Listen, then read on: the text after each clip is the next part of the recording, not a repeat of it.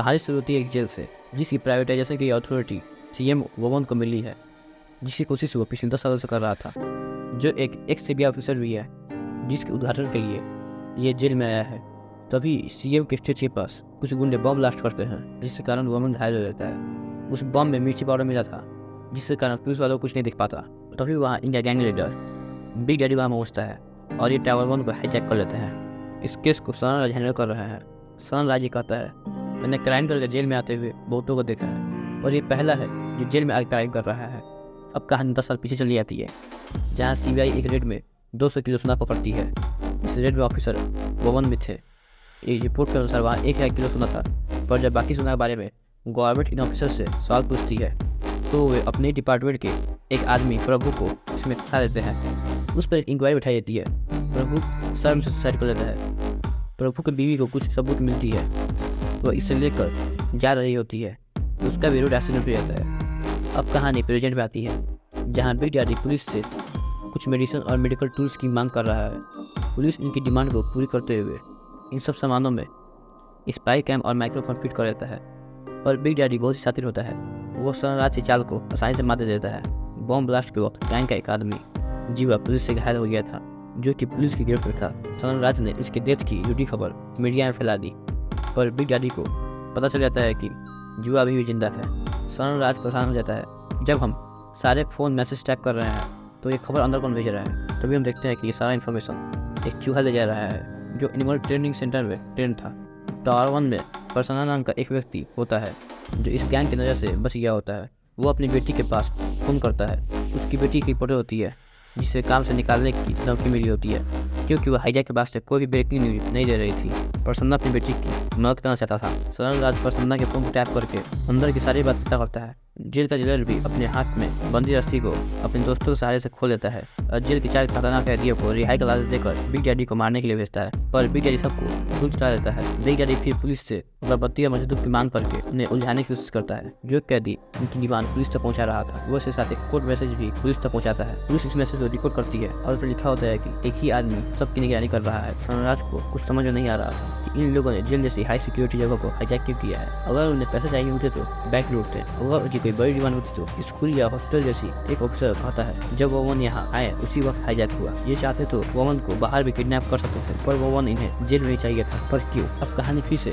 10 साल पीछे आती है, जहाँ रेड मारते वक्त सीबीआई के हेड ऑफिसर की गोली लगने के कारण मौत हो गई थी। अब हेड ऑफिसर का पद वोमन को मिल जाता है। असल में बचा हुआ 800 किलो सोना वोमन और उसके साथियों ने गवर्नमेंट नजर से छुपा लिया था, और इस जेल में उस वक्त कंस्ट्रक्शन का काम चल रहा था, जहाँ इन्होंने जेलर की मदद से सारा सोना छुपा दिया था। पर सोना जेल में कहाँ है ये सिर्फ वोमन ही जानता था। इसके बाकी साथियों की मौत हो गई थी। कहानी फिर प्रेजेंट में आती है। बिग डैडी ने इसीलिए वोमन को जेल में ही पकड़ा था। सनराज अपने कमांडो को खुफिया रास्ते से टावर वन भेजता है, पर बिग डैडी ने इसकी तैयारी पहले से की थी। वो सारे कमांडो को घायल कर देता है। प्रसन्ना वोमन को सेल से बाहर निकालकर उसे एक सेफ जगह पर ले जाता है। हॉस्टेजेस में से एक कैदी बिग डैडी की चेहरा देखकर बिल्कुल डर जाता है। जब उसका दोस्त उसके डरने की वजह पूछता है तो वो बताता है कि वह कोई गुंडा या टेररिस्ट नहीं है। लोग उनकी पूजा करते हैं। उसका असली नाम कोई नहीं जानता, पर सब उसे बिग डैडी कहते हैं।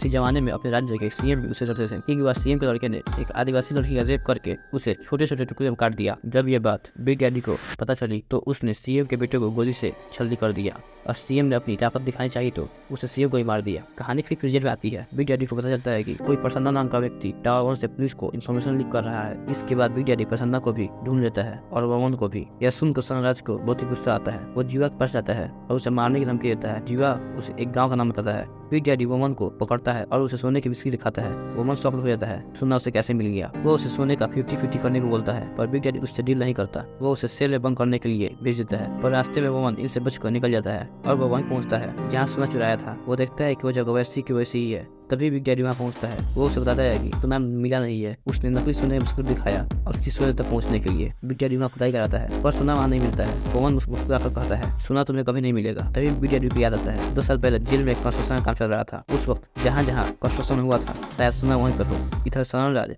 जीवा को बताए हुए पते पर जाता है, जहाँ उसे उस गांव में एक घर मिलता है। उन्होंने यही चोरी का रिहर्सल किया था। सनराज को यहाँ कुछ खुखार कैदियों की तस्वीरें मिलती हैं, जो अभी भी जेल में थे। जेलर ने उन्हें टावर 6 में रखा था। अब जेलर उन्हें आजाद करता है। जब वो बिग डैडी को मारने के लिए जाते हैं तब वो उसे देखकर झुक जाते हैं। इधर सनराज को सीसीटीवी फुटेज में बिग डैडी की तस्वीर मिल जाती है। सनराज इसे देखकर डर जाता है और अपने ऑफिसर को इसके बारे में बताता है। जब सीएम की हत्या हुई तो मुझे स्पेशली इस केस के लिए हायर किया गया था।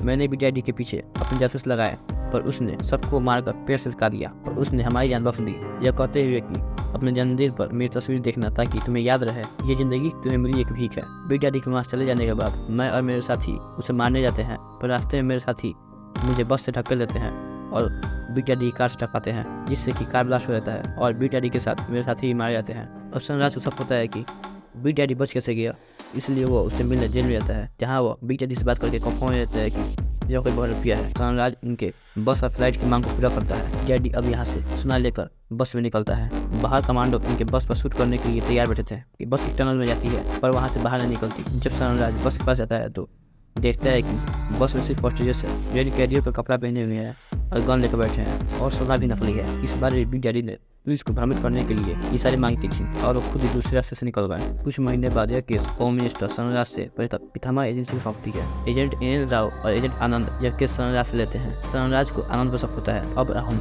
एन राव की कहानी देखते हैं। जब कश्मीर में बम ब्लास्ट हुआ था तो वहाँ उन्हें 3 आनंद बच्चे मिले थे, गीता प्रभु और आनंद। गीता प्रभु की मौत के बाद आनंद उनका बदला लेना चाहता था और उसे एक चेहरे की जरूरत थी, इसलिए उसने एक बड़े गैंगस्टर बिग डैडी का चेहरा चुरा लिया। मूवी का अंत में हम देखते हैं कि बिग डैडी का असली बेटा आनंद के टीम को पकड़कर आनंद से सारा सोना मांगता है। इससे इस मूवी की सीक्वल बनने की संभावना है।